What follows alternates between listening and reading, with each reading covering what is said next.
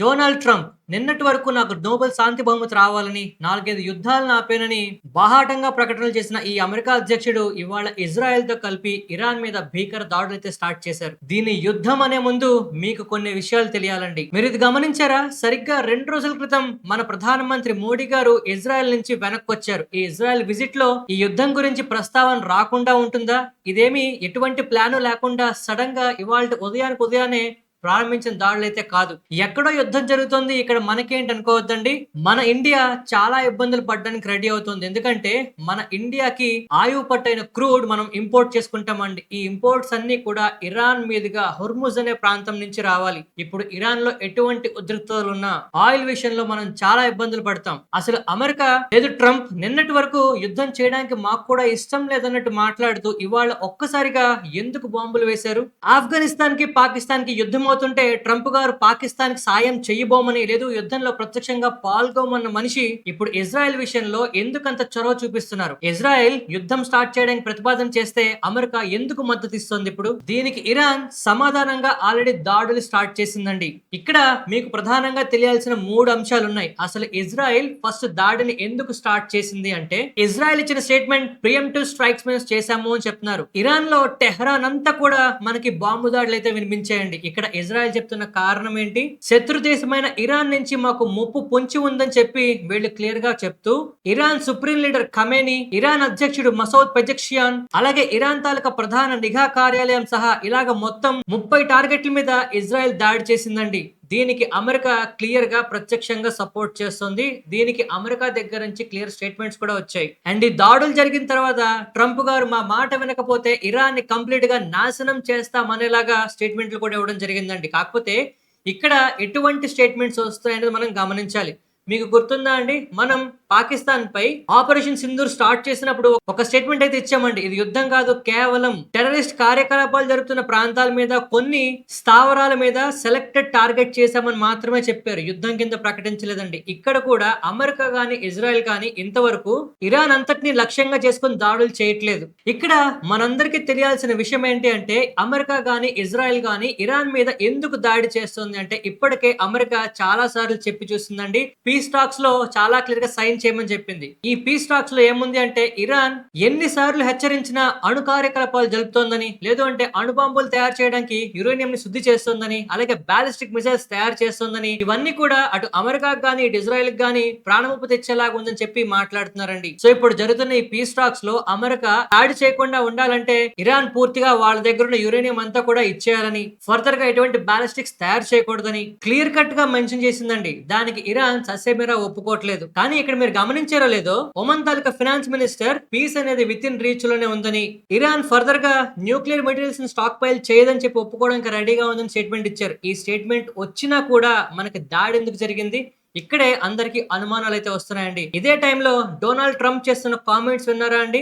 Major combat operations అనేవి Iran లో జరుగుతాయని, ఫర్దర్ గా ఇరాన్ ని కంప్లీట్ గా వాళ్ళ మిసైల్ ఇండస్ట్రీని నాశనం చేసే వరకు మేము వదిలిపెట్టబోమని కామెంట్స్ చేస్తున్నారు. ఇజ్రాయెల్ వాళ్ళు దీనికి రోరింగ్ లైన్ అని పేరు పెడుతూ కంప్లీట్ గా అక్కడ రెజ్యూమ్ చేంజ్ అయితే ప్రధానంగా వీళ్ళు కోరుకుంటున్నారండి. అంటే ఎగ్జిస్టింగ్ ఉన్న గవర్నమెంట్ ని కంప్లీట్ గా కూల్చడానికి అయితే వీళ్ళు ప్రయత్నాలు చేస్తున్నారు. ఇది రీసెంట్ గా వెనిజులాలో జరిగినంత ఈజీగా అయితే జరిగేది కాదు. ఎందుకంటే ఇప్పటికే ఇరాన్ ఆల్రెడీ స్ట్రైక్ స్టార్ట్ చేసిందండి. అండ్ క్లియర్ గా మెన్షన్ చేసిన కూడా, మేము ప్రతీకార దాడులు తప్పకుండా చేస్తాము అని చెప్పి. రీసెంట్ గా ఇరాన్ లో వాళ్ళ సొంత ప్రజల్ని నిరసన చేస్తున్నారని చెప్పి కంప్లీట్ గా చాలా మందిని చంపడం జరిగిందండి. ఇలాంటి నేతలు ఉండకూడదంటూ, అండ్ ఇప్పుడున్న గవర్నమెంట్ కంప్లీట్ గా ఇస్లామిక్ స్టేట్ వైపు వెళ్ళిపోయిందని, ఇది అరాచకాలే తప్పితే ప్రజాపాలన సరిగా చేయట్లేదని ఆరోపణలు కూడా మనకున్నాయి. ఈ టైంలో అవకాశం ఉన్న ప్రతి దాన్ని కూడా పాయింట్అవుట్ చేస్తూ ఇరాన్ మీద దాడులు అయితే చేస్తున్నారు. ఈ దాడుల వల్ల అత్యధికంగా నష్టపోయే దేశాల్లో ఫస్ట్ మన ఇండియా ఉన్నా మనం ఆశ్చర్యపోవాల్సిన అవసరం లేదు.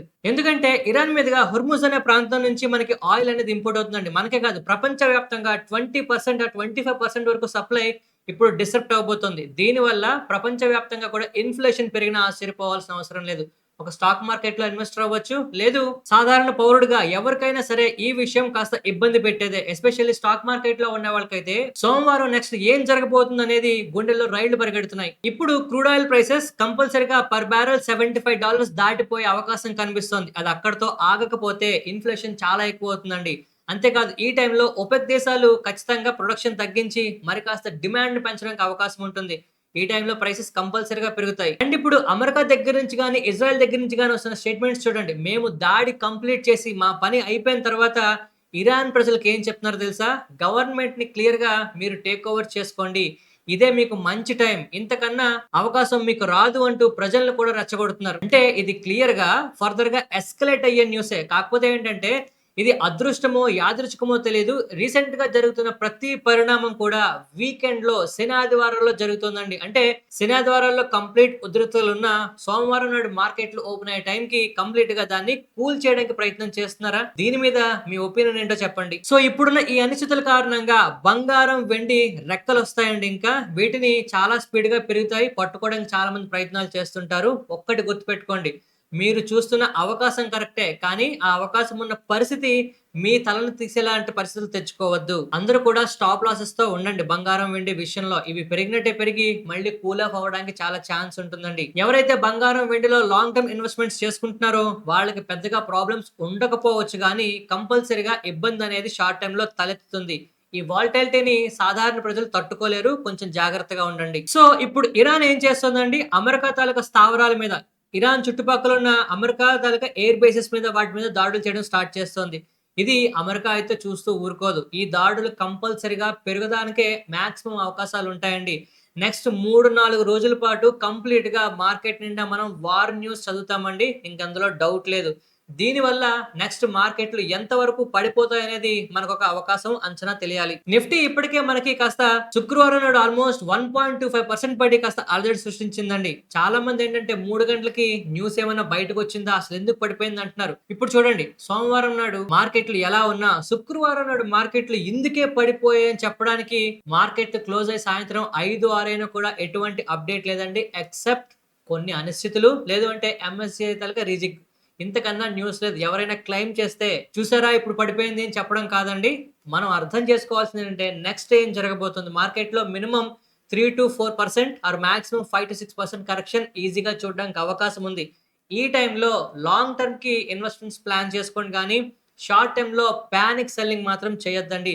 నేను మళ్ళీ మళ్ళీ చెప్తున్నా. ఒక రిటైల్ ఇన్వెస్టర్‌గా గడిచిన సంవత్సరంలో ఎక్కువ సెల్ చేసింది ఎవరు అంటే మంచి స్టాక్స్‌ని పోగొట్టుకున్నది మన రిటైల్ ఇన్వెస్టర్‌లే. కొంచెం ఓపిక పట్టండి. ఇరాన్ ఎటువంటి ప్రయత్నాలు చేస్తుంది? రిటాలియేషన్ ఎంత సీరియస్‌గా ఉంటుంది? అమెరికా ఫర్దర్‌గా ఎలాంటి స్టెప్స్ తీసుకుంటుంది? ఇప్పటికి జరుగుతున్న ఉదంతం అయితే ఇంకా ఎస్కలేట్ అవ్వడానికి ఛాన్స్ ఉంది కనుక క్లారిటీ లేకుండా మాత్రం ఎటువంటి భయంకర నిర్ణయాలు మీరు తీసుకోవద్దండి. మార్కెట్‌లో మనల్ని భయపెట్టే న్యూస్ చాలా ఉంటుంది. మనం భయపడాల్సిన అవసరం లేదండి. యుద్ధం జరిగిన ప్రతిసారి మార్కెట్లు తిరిగి రికవరీ అవుతాయి. అండ్ మోస్ట్ ఇంపార్టెంట్‌లీ ఇప్పుడు యుద్ధం కనుక నిజంగా పెద్దదైనా కూడా ప్రపంచ దేశాలన్నీ ఒక ఆలోచనతోనే ఉన్నాయి. వీకెండ్‌లో యుద్ధం ఎందుకు మొదలుపెడతారండి? మార్కెట్లు ఇబ్బంది పడతాయనే. ఒకవేళ ఏం జరిగినా కూడా సోమవారం కల్లా కాస్త కంట్రోల్ అవుతుందనే ఈ టైం చూసుకొని క్లియర్‌గా ప్రతి దేశం కూడా వాళ్ళ తాలూకా నష్టాల్ని బేరీజు వేసుకుంటూనే ప్లాన్ చేసుకుంటున్నాయి. సో ఇక మీదట యుద్ధం పెద్దదైనా కూడా మార్కెట్లు నెగెటివ్‌గా ఉన్నా కూడా రికవరీ అవుతాయనే ఒక ఆలోచనని మనం మైండ్‌లో ఉంచుకోవాలండి. దీన్ని మర్చిపోయి మాత్రం భయపడి అనవసరంగా పానిక్ అయితే అవ్వద్దు. సో ఇప్పుడు ఈ యుద్ధం కారణంగా బంగారం, వెండి పెరిగిన స్టాక్ మార్కెట్‌లు కింద పడిపోతున్నా నేను మీ అందరికీ ఒక్క విషయం చాలా క్లియర్‌గా చెప్తున్నానండి. ఒకవేళ ఈ యుద్ధం అనేది అమెరికా, ఇరాన్ అలాగే ఇజ్రాయెల్ మధ్యలో ఈ 3 దేశాల మధ్యలో ఉంటే మనకి ఎటువంటి ప్రాబ్లమ్ ఉండదు. జరిగే నష్టమంతా కూడా ప్రపంచ మార్కెట్‌లకి ఉంటుంది. మనకి ఉంటుంది. కానీ రికవరీ అనేది మనం కంపల్సరీగా చూస్తామండి. ఇక్కడ ఇంకా ఏ దేశమైనా మధ్యలో కనుక చిచ్చు పెట్టడానికి ప్రయత్నం చేసినా, లేదు ఇరాన్‌కి చైనా సపోర్ట్‌గా వచ్చినా, రష్యా దీనికి ఎగనెస్ట్‌గా మాట్లాడినా మాత్రం మార్కెట్‌లో ఈ అనిశ్చితులు ఇంకా ఇంకా పెరగడానికి అవకాశం ఉంది. ఎందుకంటే మనం ఇప్పటికే చాలా న్యూస్‌లు చూసామండి. చైనా వాళ్ళు ఇరాన్‌కి సాయం చేస్తున్నారని, లేదు రష్యా కూడా ఇరాన్‌కి మద్దతుగా కొన్ని విషయాల్లో మాట్లాడుతోందని. ఇవి కనుక ఫర్దర్‌గా ఎస్కలేట్ అవ్వకుండా ఉంటే మాత్రం చాలండి మార్కెట్‌లు సద్దుమణుగుతాయి ఈజీగానే. ఒకటి గమనించండి. ఇవాళ ఇంకా శనివారం అండి. రేపంతా ఉంది. శనివారం రాత్రి, ఆదివారం రాత్రి కూడా ఇంక్లూడింగ్ సోమవారం ఉదయం 7:30, 8 గంటల ప్రాంతంలో వచ్చే స్టేట్మెంట్ కూడా మన మార్కెట్‌లో సెంటిమెంట్‌ని ఒక్క నిమిషంలో ఇలా మార్చగలదండి. అందువల్ల సోమవారం నాడు ప్రళయం జరిగిపోతుంది, మార్కెట్‌లు పడిపోతాయనే భయాల్ని అప్పుడే పెట్టుకోవద్దు. నెగెటివ్‌గా ఉంటాయి. అంతవరకు మాత్రమే చూడండి. ఈలోపు ఏ స్టేట్మెంట్ వచ్చినా, ఏ సెంటిమెంట్ ఎటు మారినా మనం ఆశ్చర్యపోవాల్సిన అవసరం లేదు. సో ఫైనల్‌గా నేను చెప్తున్న 3 విషయాలు జాగ్రత్తగా గమనించండి. ఒకటి అమెరికా గాని, ఇజ్రాయెల్ గాని శాంతి చర్చలు కంప్లీట్ చేయకుండా, శాంతి చర్చలు పూర్తిగా కంప్లీట్ అయ్యాయి అనే అనౌన్స్‌మెంట్ రాకుండా దాడులు చేసేయండి. ఇక సెకండ్ విషయం అమెరికా పెడుతున్న ఆంక్షలకి ఇరాన్‌కి టైమ్ ఇవ్వాలి కనీసం. ఎందుకంటే కంప్లీట్‌గా పేక పట్టుకొని పిసికేస్తాం, ఊపిరాడకుండా చేస్తామని ఆంక్షలు పెట్టినప్పుడు వాళ్ళు ప్రిపేర్ అవ్వడానికి టైమ్ ఇవ్వాలి. ఆఫ్‌కోర్స్ టైమ్ ఇవ్వాలన్న రూల్ ఎక్కడా లేదు. ఎందుకంటే ఇది ఎప్పటినుంచో జరుగుతున్న తతంగమే. కానీ ఇరాన్ మీద దాడి చేసిన క్రమం ఏదైతే ఉందో ఇది ఖచ్చితంగా రిటాలియేషన్స్ జరుగుతాయని మనందరికీ తెలుసు. So, Iran already retaliation start చేసింది. అంటే ఒకవేళ చర్చలు జరిపినా అంగీకరించకపోవడానికే ఇరాన్ సుముఖంగా ఉంది. అండ్ అంగీకరించే ఆలోచనుంటే ఇప్పుడు ఇరాన్ తిరిగి రిటాలియేట్ చేసి తిరిగి వాళ్ళ మీద యుద్ధం మీద ఇంట్రెస్ట్ చూపేది ఆయుధాలు పట్టేది కాదండి. సో, ఇప్పుడు ఖచ్చితంగా ఇది ఎక్కువ అవుతుంది. ఇది ఈ 2 రోజుల్లో ఆగుతుందా? లేదు 5 రోజుల వరకు నెక్స్ట్ 2 వారాల వరకు ఉంటుందా? అనేది మనం బేరీజు వేసుకొనే ఫర్దర్‌గా స్టాక్ మార్కెట్‌లో ఏం చేయాలని నిర్ణయాలు మనం తీసుకోవాలి. ఇక ఫైనల్‌గా మూడో విషయం. క్రూడ్ ప్రైసెస్ కంపల్సరీగా సోమవారం నాడు ఆకాశాన్ని అంటుతాయండి. బంగారం, వెండి విషయంలో ఎవరైతే పెరుగుతున్నాయని ఆలోచిస్తున్నారో వాళ్ళకి ఇంకా ధరలు పెరిగితే అయ్యో! మేము మిస్ అయిపోయామే ఫీలింగ్‌లో ఉంటారు. గమనించండి. యుద్ధం ఆగగానే బంగారం, వెండి మళ్ళీ తగ్గుతాయి. మళ్ళీ ఈ ప్రైస్‌కి వస్తాయా అంటే ఇంకా బంగారం, వెండి పెరగడానికి, తగ్గడానికి చాలా కారణాలున్నాయండి. 2026 మొదలై ఇంకా 2 నెలలే కాలేదు. ఎంత అనిశ్చితి చూస్తున్నామో మనం చూస్తున్నాం. ఇది ఇంకా పెరగడానికి అవకాశం ఉందండి. అనిశ్చితి ఉన్న టైంలో అవకాశాల కోసం చూడకూడదండి. సేఫ్టీ కోసం మనం చూడాలి. ఇలాంటి టైముల్లో మార్కెట్‌లో పెద్దలు ఏం చెప్తున్నారో గమనించండి. న్యూస్ ఏం జరుగుతుందో గమనించండి. మార్కెట్‌లో భయాలు ఎలా ఉన్నాయో గమనించండి. ఒకవేళ ఇలాంటి అవకాశాలని మాకు ఇన్వెస్ట్‌మెంట్ ఆపర్చునిటీస్‌గా తీసుకోవాలనుకునే వాళ్ళు long term investments especially mutual funds వైపు మొగ్గు చూపించండి గానీ, స్టాక్స్ అని లేదు అంటే మాకు తెలుసు అనే ఒక భ్రమలో మాత్రం ఉండదు. జియో పొలిటికల్ సిట్యుయేషన్స్ రాత్రికి రాత్రి మారిపోతాయండి. మన చేతుల్లో లేని విషయాలివి. ఇవి మాకు తెలుసు అనేలాగా మాకంతా అర్థమైంది. నెక్స్ట్ ఏం జరుగుతుంది? లేదు మార్కెట్ పడిపోతుంది. పడిన తర్వాత పెరుగుతుంది. ఇలాగ ఓవర్ కాన్ఫిడెన్స్ అయితే చూపించకండి. జాగ్రత్తగా ఉండండి.